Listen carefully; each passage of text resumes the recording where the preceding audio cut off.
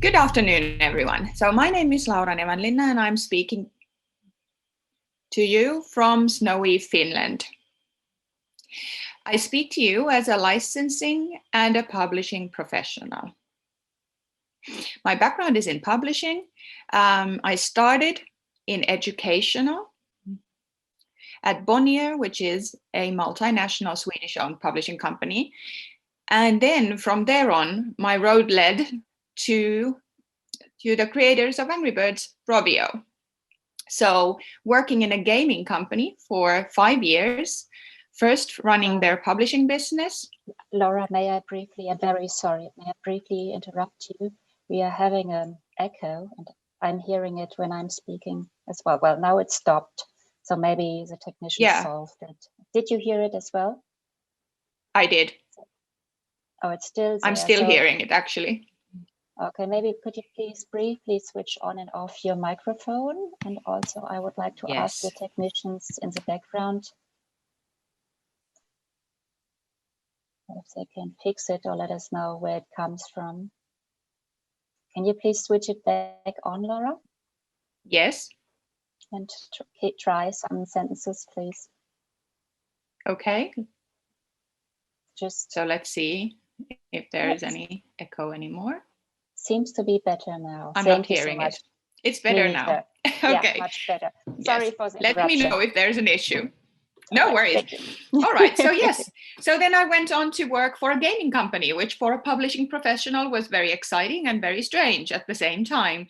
I started the publishing program in-house at Rovio, and then eventually came to work also on the licensing business. And since then, in 2016, I became the CEO of Rovio's newly founded affiliate, Kaiken Publishing, managing their agency business. And in 2017, myself and Rovio's former CEO, Mikael Head, founded Ferly, which is a company creating brands through animation at our studio in Vancouver, Canada, through publishing and licensing through our agency function in Helsinki, Finland, as well as Stockholm, and through helping others in their quest to build their brands. I've been both the licensee and the licensor, and currently I am a licensor and an agent. And from this is the point of view I will try and share with you today to discuss licensed publishing and how to start partnerships. So my topics today, okay, having a technical issue here, just a moment. Just another small request, Laura. So sorry. Yes. You're very dark on the screen on site. Okay. Do you have a light you can put on maybe or move it? Yes, let's see. There is a bit of a lighting issue here in the house, but let's see if I can make it work a bit better. So is the screen, you mean like my screen as in what is showing? Yeah, in the or actual me? room in Taipei, it seems to be very dark. Okay. Yeah, let's see. I don't know why, because my looks better. Looks better for me. Let me check with my colleagues in Taipei because I can't see that. So I just brightened the screen. Yeah, I think it's better. For me, it's better. Okay, great. Fantastic. Thank you. Sorry. Okay. Don't worry at all. So yes, we have a lot of ground to cover today. I know Tani has approached these topics as well, so I will keep it brief when it comes to the topics that you may have discussed. But there is a bit of background in the Licensing 101 session, then talking about why you should license in as a publisher, giving some examples of successful projects, talking about especially focusing on the art of the pitch, not to be disregarded. And then working with a license long-term, some of the topics again by Tani mentioned, which is great. And then touching upon the subject of licensing and COVID-19 and how that has had an impact on the licensing business and what maybe can come out of it from a publishing point of view. So first and foremost, what is licensing? Licensing is a way to allow others to use an owner's property in their products while the licensor keeps control of the copyright. A license is a legal agreement. It allows the licensor of the property to grant the right to use the property on specific products, usually in a defined territory over a defined period of time. Licensing, in essence, is a brand extension tool, a way of doing business where everyone concentrates on doing what they do best. A film studio on creating great movies, a gaming company in creating fantastic entertaining games, a publisher in publishing and distributing books. Licensing is a transaction where the owner of an intellectual property grants rights to another party to use that brand to do other things. Simple, isn't it? Now, licensing is also a massive business. You look at the numbers from 2019, it's a 292.8 billion global retail valued business. A lot of things we do not even consider licensing actually are. From technology to celebrities, from vaccines to cosmetics, a license can take many shapes and forms. The largest markets for licensing are the ones you see above. Now, this is the 2018 number, but it will give you a very good picture. So the figures for China may not be quite accurate. My personal assumption is actually the market is stronger than you see, especially through the e-commerce giant Alibaba, for example. The e-commerce has made licensing in China even more effective. Japan is a major licensing market with extremely strong homegrown brands. Katarina, actually, I'm having this echo issue again. Yeah, I realized it. Let us take a short break for 1 minute and try if we can figure it out. Thank you.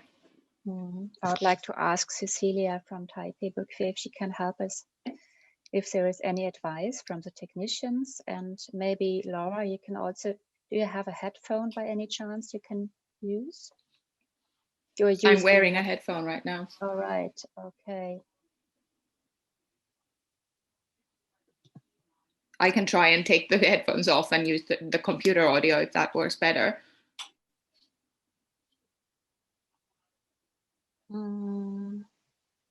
Yeah, let's try that. Maybe it's something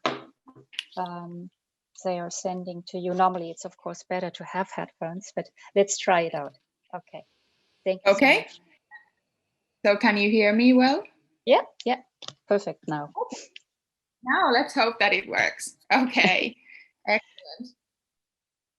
excellent. So let's see how we manage. All right, so I will continue. So yes, as said, Japan is a major licensing market with extremely strong homegrown brands being born every year. And I think the Japanese licensing industry is fascinating and very strong due to one key factor. Brands are consciously made. From the beginning, you'll have a TV company, a gaming company, a publishing house, and a licensing manufacturer joining forces to start the planning of many franchises. So what you get is an organic feeling selection of products, each making the most of their uniqueness. In the West, US is by far the largest market, with UK following second. And these are also, alongside Japan, the most mature licensing markets where licensing product is not an anomaly, but a part of everyday life. Now, the benefits of licensing to the licensor are quite clear. I'm sure Danny mentioned some of these.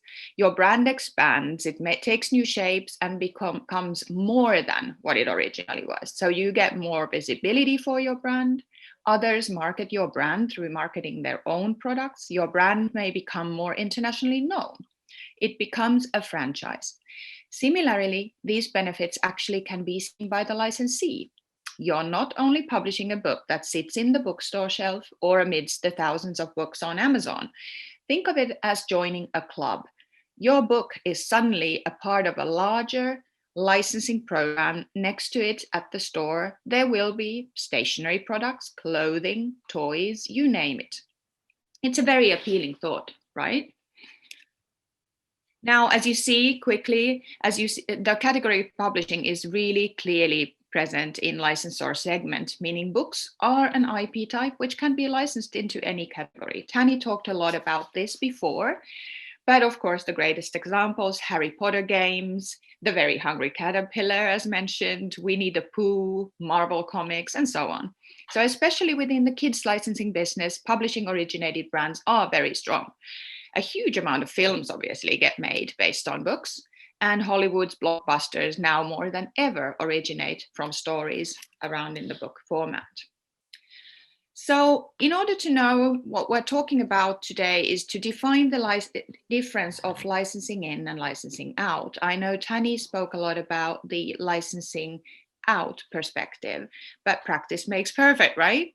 So licensing in is where you or any publisher finds a brand they feel could add value to their product portfolio or a particular product segment. A good example is Pokemon. The Japanese gaming brand is hugely popular among kids in the past years. So it would feel this brand might make kids more interested in doing other things also, say, read. Here all parents go, yay! Having thought of this, you might want to attempt at licensing in the Pokemon brand by approaching. On the flip side of it is the licensing out. You own it to a book that is Oh, again the same. oh, I'm so sorry for this, and I don't know where it comes from. I just would like to ask everybody else in this meeting to mute their microphones, and I don't know what else can be done. Laura, please go on, and Okay. we have to try bit by bit. Yes, of course. So yes, so you owning the rights to a book that's beautifully illustrated, stationery companies might wish to create products with those illustrations, or magazine publishers wish to create a magazine focused on the illustrations and the story world. Or someone might even want to make an animated film out of that intellectual property. So then, why you should licensing? This is, I think, the million-dollar question. Obviously, first of all, you can license in pretty much everything. If you look at it from a publisher's perspective, you can, obviously, books are versatile in that way, make books out of any kind of thing that is out there, an entertainment form, so to say. So from movies to celebrities to TV series to games on the mobile, games on console, games online, sports celebrities, of course, make great books, and then also other books. So I think that's an interesting perspective too. So something as a publisher you might not think of, but you can actually license into, say, activity books, something that is originally a novel. So the value of licensing for the licensee comes from, as I said, joining the club, brand recognition, audience expansion. For example, the reluctant readers might just pick that book up because they think, wow, the brand I love is on this book. Visibility in retail. So other products outside of your own core product range will be very likely organized around it, and there's visibility in numbers. Cross-promotional opportunities, especially not to be disregarded when you're talking to someone with a digital brand. You can get great possibilities of sales through their platform of a game, for example. So actual advertising in a digital form. That's great. Also, product innovation, and that I will talk a bit more about in a moment, but really it gives you the opportunity to innovate on the actual publishing product. So going beyond your standard book, I think that's a great possibility that licensing brings. Licensees. So the licensing in, it's an important category. Although the most licensed product globally remains a printed t-shirt, quite frankly, books are considered an important way of showing an intellectual property and sharing the stories of a universe the licensors have created. One of the rules of thumb I've learned in my recent years in the business is that key categories you always should find good, strong partners for as a licensor, especially in the entertainment sector and especially when talking to kids, is finding a partner for toys, publishing, and content either on TV or in digital distribution. These are the three pillars that I feel make the most sense to find partners for to begin with. So this is good for publishing, right? As a publisher, you clearly have something the licensor wants, an ability to create stories out of any property, be it thin or very thorough, whether it has a great saga behind it or whether it's just one thing. So you can really leverage the fact that you have the possibility to do so. And what books always get, especially in the kids sector again, is that much needed parental approval. So just to recap, licensing is also a part of the marketing toolkit. That joining the club idea is really about marketing. So in addition to having advertising or point of sale visibility, the internet as a platform for endless advertising and promotion, sponsorships, public relations, licensing can be seen also as marketing from both sides. Now, successes. I know that this is something you're interested in, and let's look at some of these success stories. I'll speak mostly about the character entertainment brand licensing, as that's where the biggest successes really have been. So, of course, the most classic brand in any licensing is Star Wars. Since the very first Star Wars products were made in the late 70s, millions of products have been created with the brand.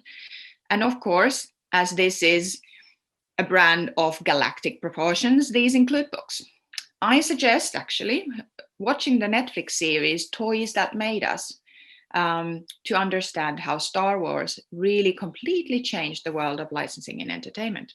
Lucasfilm and now Disney have been able to create enough new storylines themselves through movies to make it possible for publishers to create books for pretty much everyone. If you look at the range here, for kids, there's the C-3PO doesn't like sand. For adults and teen fans, there's novel upon novel. And of course, for the hardcore fans, art books of any kind. The age of the brand makes it possible for a publisher to find something for pretty much any audience segment. But Lucas has also been very diligent with their story. Even though publishers have been allowed to create new storylines, someone has always been watching. They match the canon. They match the major world building of the Star Wars universe. Peppa Pig, also a great example.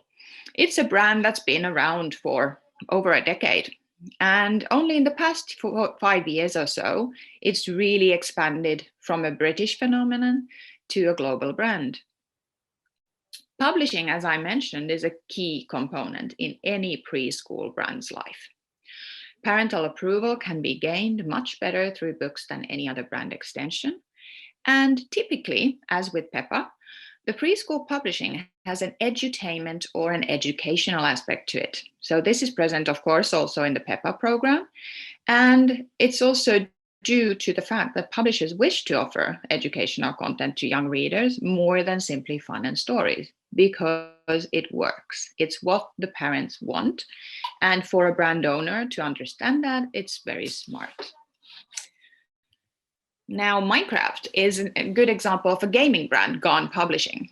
Mojang has been extremely successful in creating a publishing program in the West, at least.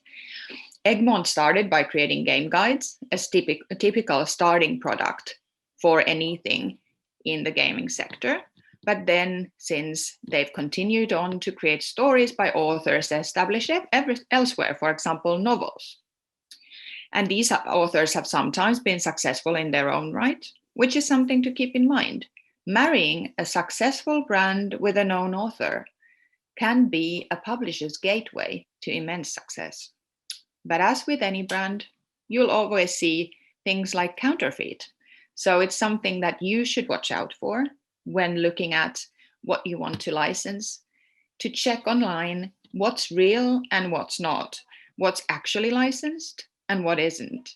Because really the brand owner doesn't care, or well, they care, but they don't consider a counterfeit gaming guide, for example, to be a real gaming guide. So you still have that possibility yourself.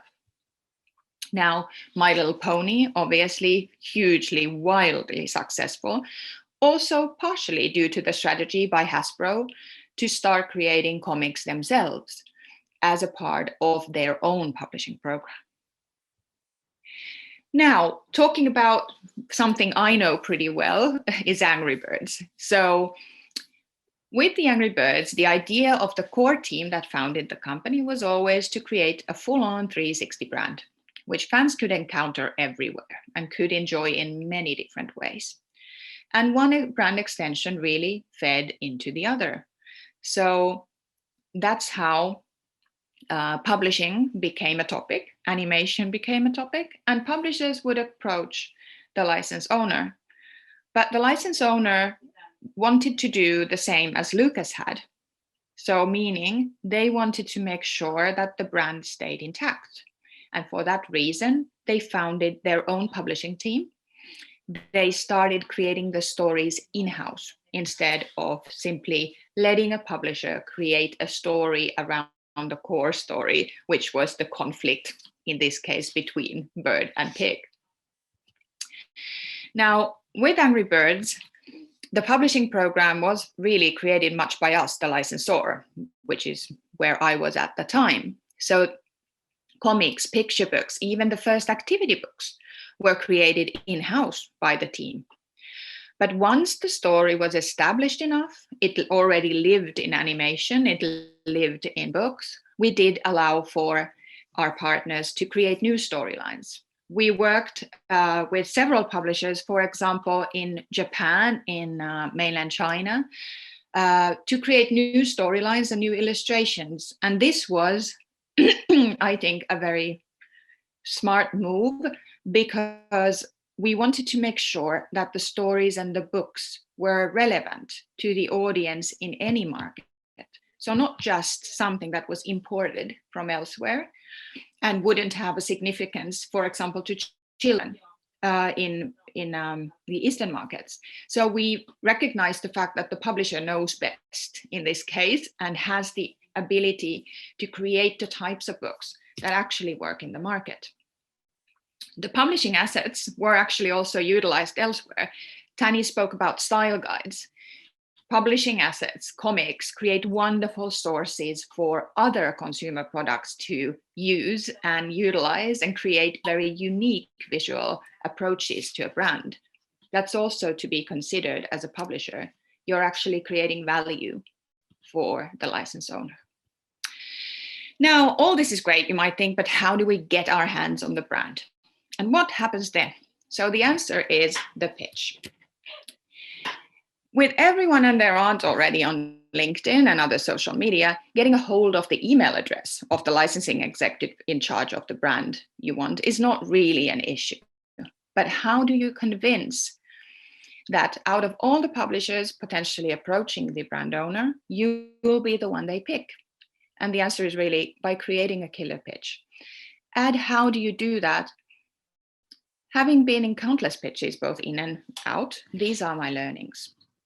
Why are you the right pick in your market? Show what you've already done in the category or what you aim to do if you haven't done this category yet. Show you know this brand, that you have done your homework. Be innovative with the tools you as a publisher have. How could you use the shape, the size, the writing style, the imagery to really expand the brand instead of explaining simply something already visible elsewhere? You can ask your graphic designer to create mock-ups, even with internet found imagery, but do show what you aim to do. And most of all, make a fantastic marketing plan, showing how you aim to take the books out into the world. Remember, licensing is a marketing tool for the brand owner. So the stronger you plan, the better they will look. And this will aid in you getting chosen. Now, then, of course, the question is what not to do.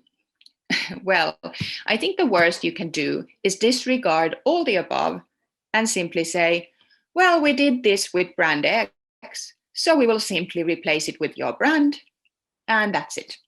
This is what is known as brand slap. The mindless usage of a brand which doesn't bring additional value, apart from, yes, maybe some revenues, but not really anything else to the original brand. Also important, I feel, is to understand that even with a brand in a product, the books will not sell themselves. Even with the most dedicated fandom, the books need to be marketed. They need to be interesting to the retailers in their own right. On the other hand, do not expect to be allowed to do anything and everything with the brand. The licensor will have rules you'll need to obey, visuals you'll need to use, those style guides, or at least mimic and get approved by the licensor. Storylines need to be aligned with the brand guidelines. So Lucas probably wouldn't allow Han Solo riding My Little Pony into the sunset. So you need to be understanding of the core values and what's allowed and what's not. They will guide you to it, though. A preschool brand's books need to be safe and nurturing. The stories can't be too scary, for example. And even if you hire a writer to write a book, including a brand, the ultimate say stays always with the licensor. I wanted to give you some examples of really thoughtful product innovation. Egmont Publishing did Blocopedia, which is one of my favorite examples of adopting something essential to the brand into a publishing product. This is product innovation at its best. It's no wonder Mojang went with this amazingly fantastic product.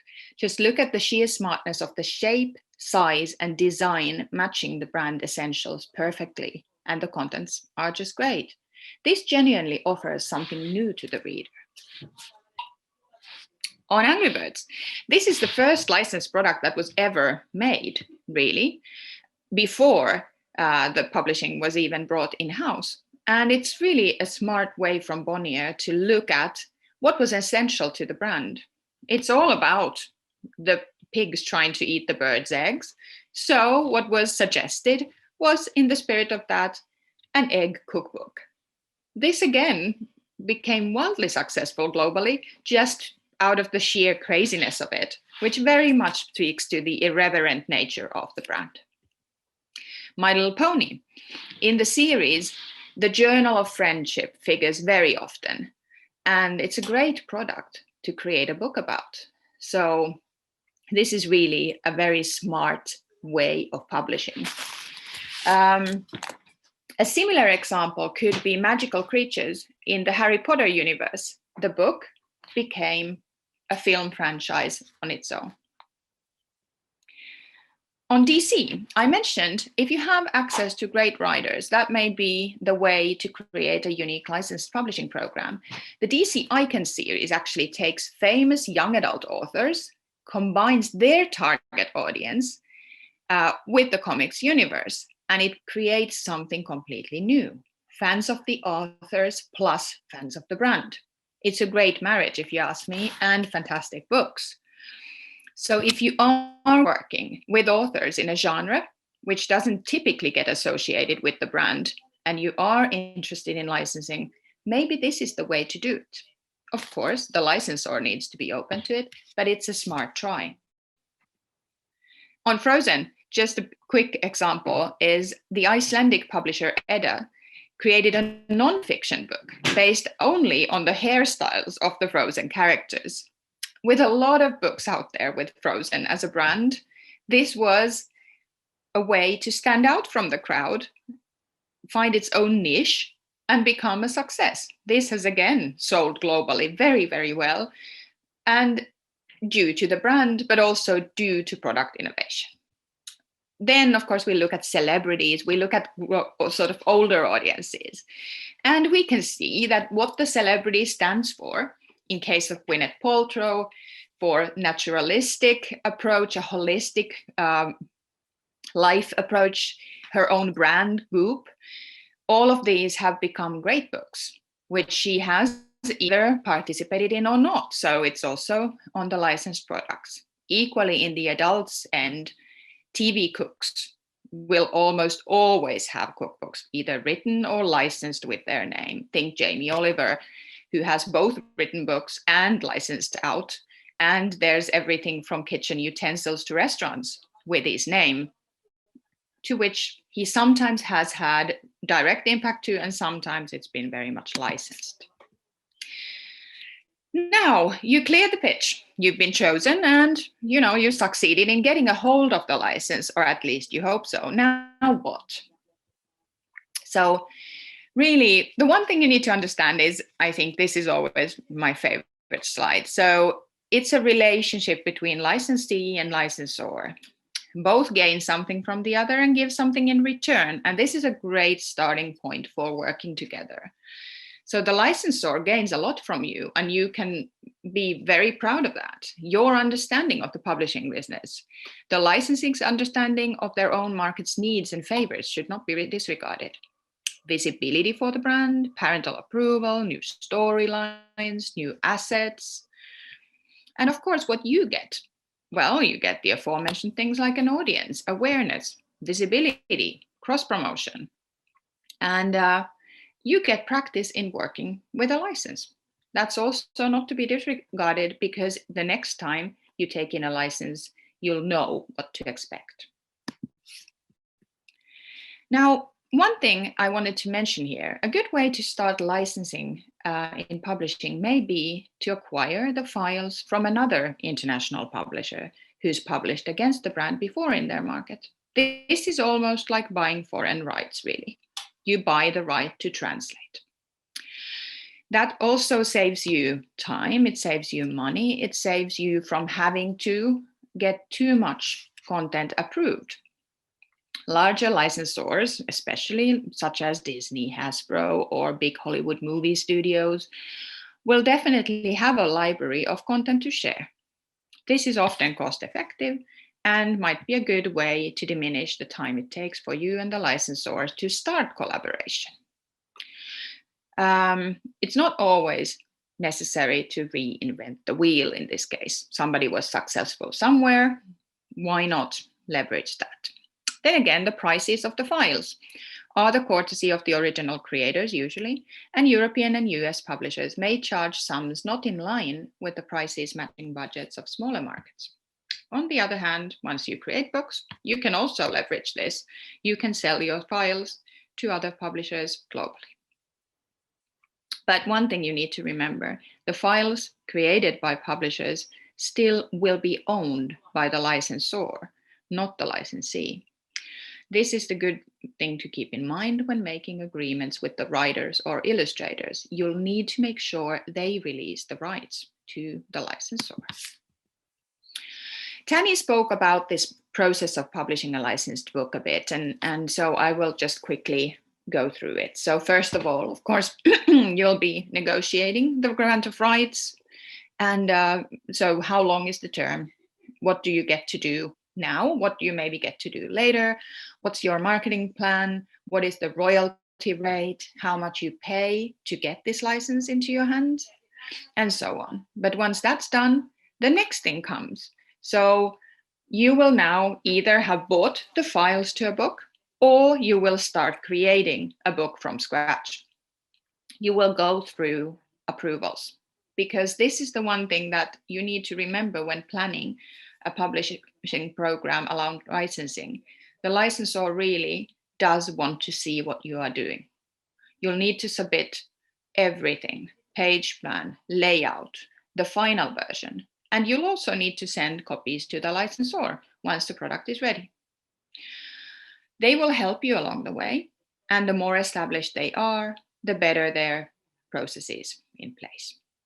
Now then, you will also have to do the same for your marketing materials. They also need to be submitted for approval. And then you will start selling. And then, of course, hopefully, sales come in and you start reporting. Licensors tend to want to see reports of the sales numbers and the royalty due to them, and they will have a template for it. Typically, this would be quarterly, but as we all know in publishing, to authors, you report annually. So trying to do this quarterly suddenly might make your financial department go crazy. So I would say you can probably negotiate to do it semi-annually. So every 6 months. And that's actually just fine. So that almost concludes my presentation. Quickly now, however, touching upon the subject of COVID-19 and licensing, and especially from a publishing perspective. What we've seen this year, interestingly enough, is classics work. Things like Harry Potter, Winnie the Pooh, they all work. Properties with long-lasting appeal have seen really positive sales. Tanny mentioned Eric Carle and the Very Hungry Caterpillar. The licensing program of that book has grown. And in Europe, audiobook sales have climbed to extremely new heights, and you can see the same with Audible on Amazon. So there's a huge amount of publishing opportunities around this year for licensing and for licensing in. Global audiobook players have looked a lot for new brands, especially, and content for licensing in. So if you already have content, but you don't have an audiobook platform yourself, you have an opportunity here. I think one of the very clear effects into licensing is the rise of the e-commerce. So brick and mortar has suffered, but e-commerce has really done well. So again, I think this is a possibility for publishers to find new ways of selling their products. And supermarkets have definitely become the place to buy in many countries because they have been the only places open.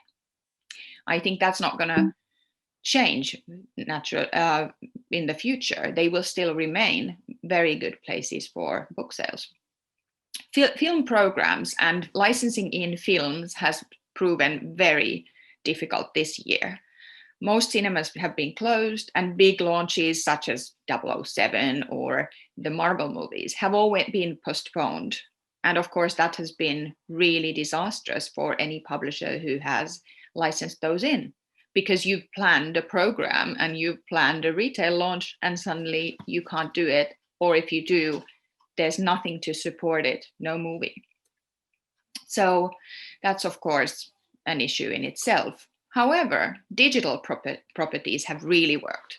Gaming boomed this year.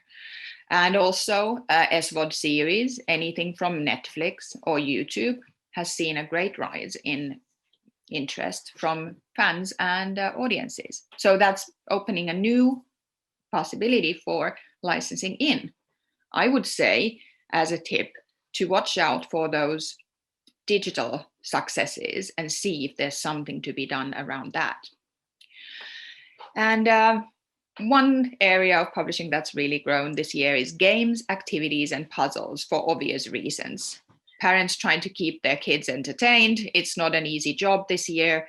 And this has been the solution that many publishers have actually benefited from. And of course, you know, there's always new categories for licensing out. Hand sanitizer, face masks, they've stormed the markets, and I don't think they're going anywhere. So that's been, well, a small consolation in the face of the global pandemic. But of course, in the end, we're all in this together. So we need to find a way to work around it. And I would say the one good thing that a publisher has in their hands is reading in various forms is not going anywhere. It is entertainment that is parentally approved. It's entertainment that keeps you away maybe from that humdrum of the global situation's stressfulness. And I feel as that is understood also by licensors, you will have a good possibility this year to find licenses to license in. Thank you very much.